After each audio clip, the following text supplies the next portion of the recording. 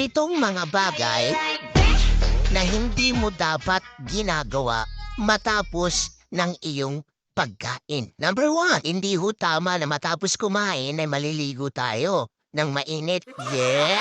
Hey, warm or hot, mali. Dapat before.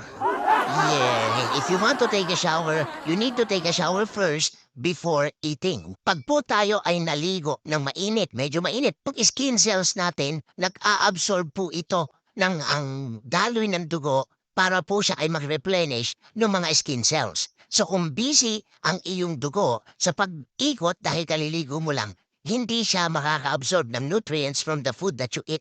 Kaya huwag maliligo agad-agad. Pwedeng maligo after 30 minutes. Yun yung una. Number two, huwag na huwag ka pala hihiga agad.